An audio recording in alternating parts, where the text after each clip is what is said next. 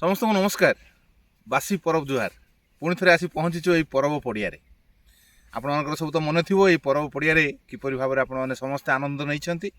नाच गीतर एवं सांगसाथी को मिसबार आनंद आपण मैंने तेबे यही परब सरिवा परे परे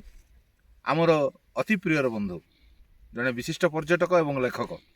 जी कि कोरापुटे 12 वर्ष ऊर्ध्व समय काटी यही पहाड़ गिरी कंदर मध्य विभिन्न कथा को अनुभव करिसेंती पर्यटन को अनुभव करिसेंती पर्यटन को अति निकटरू भल पाई। हाँ सी होउछंती आमर अति प्रियर बंधु प्रियव्रत पात्र भाई तांको आज आम पाइछे यही परब पड़िया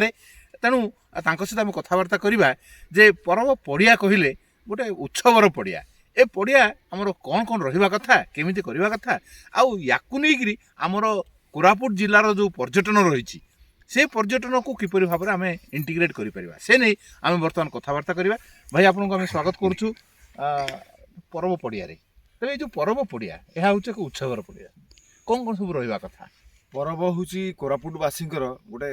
आवेग विजड़ित शब्द चाहे सी देशिया हो कि गाँ अति रिमोट एरिया हो कि सहरांचल हो कि आमर डिस्ट्रिक्ट एडमिनिस्ट्रेशन उच्च पाह्या पर्यंत हो कि ओडिशा सरकार हो तो जो आवेगिक जो आम जड़ित हेलु ताकू जो आम संपर्क करवा ये लॉजिक जी काम मनुष्य इमोशन को से गुरुत्व देवा दरकार। तो परब बेले तो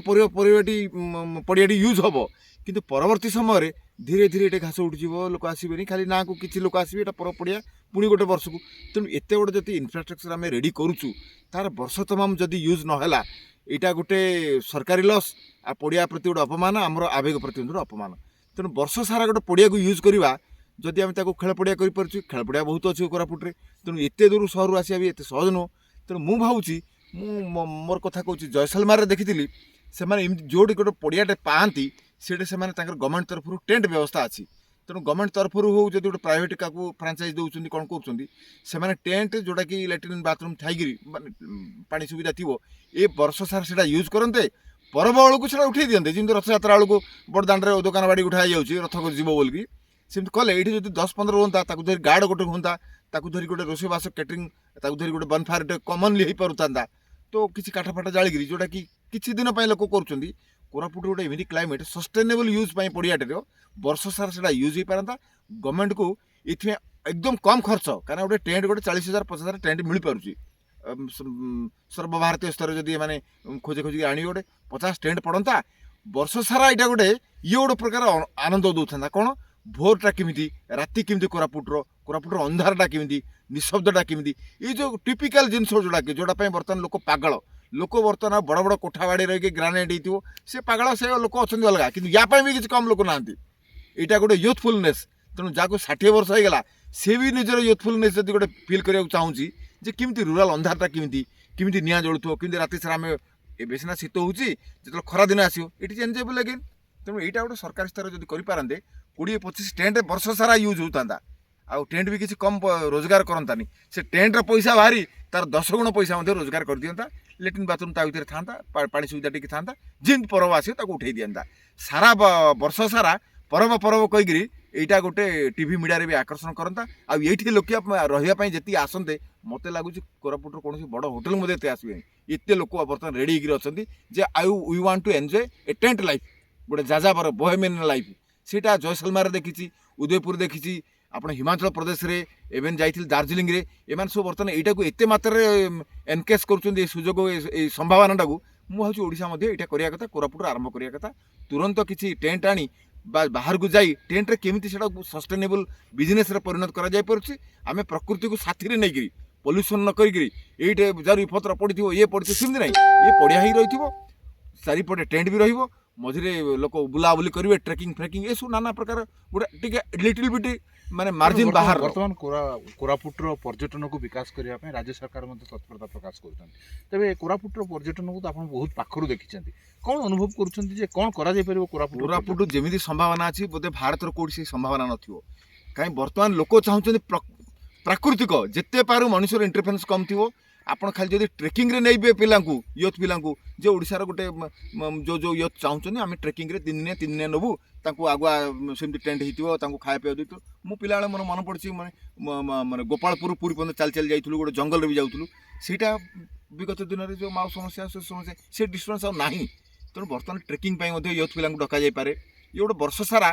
ଗୋଟେ ୟୁଥଫୁଲ୍ର ଏକ୍ଜାମ୍ପଲ୍ ହଉ ଏ ପରବ ପଡ଼ିଆକୁ ନେଇକରି। ଅନେକ ତ ହୋଟେଲ ବାଡ଼ି ଚାଲିଛି, ବିଜନେସ୍ ଚାଲିଛି, ସେ ଅଲଗା କଥା, କିନ୍ତୁ ଏଇଟା ଗୋଟେ ୟୁଥଫୁଲ୍କୁ ନେଇକରି ଗୋଟେ ଆରମ୍ଭ ହଉ, ଗୋଟେ ଭେଞ୍ଚର, ଯେ ପିଲା ଟ୍ରେକିଂରେ ବାହାରିବେ,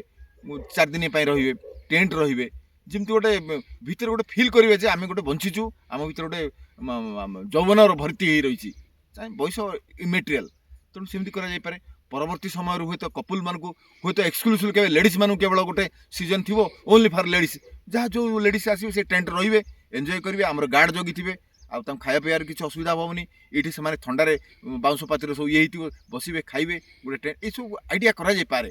ଏଇଟା ପାଇଁ ପ୍ରାଇଭେଟ୍ ପାର୍ଟି ସଙ୍ଗେ କଥାବାର୍ତ୍ତା। ଆଉ ସବୁଠୁ ବଡ଼ କଥା ହେଲା ଏଥିରେ ଖର୍ଚ୍ଚ ବହୁତ କମ୍। ଯଦି ବି ବିଜନେସ୍ ନ ଚାଲିଲା ଟେଣ୍ଟ ଗଣ୍ଡାକ ଆଉ କେଉଁଠି ୟୁଜ୍ ହେଇଯିବ। ସରକାରଙ୍କ ବେଶୀ ବଡ଼ ବଡ଼ ବିଲ୍ଡିଂ କରି ଯେଉଁ କରୋଡ଼ ରୁପିସ୍ର ବଡ଼ ବଡ଼ ପ୍ରୋଜେକ୍ଟ 4 ବର୍ଷ 5 ବର୍ଷ ଲାଗିବ, ତାର ମେଣ୍ଟେନାନ୍ସ, ତାର ଗଭର୍ଣ୍ଣମେଣ୍ଟ ପରମିସନ୍, ଅମକ ସମୟ, ଏଇସବୁ ଦରକାର କିଛି ନାହିଁ। ଏଇଟା ଲାଇନ୍ ପଳେଇଲେ ମଧ୍ୟ ଆମେ ଆସିଛୁ ଏନ୍ଜୟ କରିବା ପାଇଁ ମଧ୍ୟ। ଆଉ ଲୋକ କମ୍ପ୍ଲେନ୍ କରିବେନି।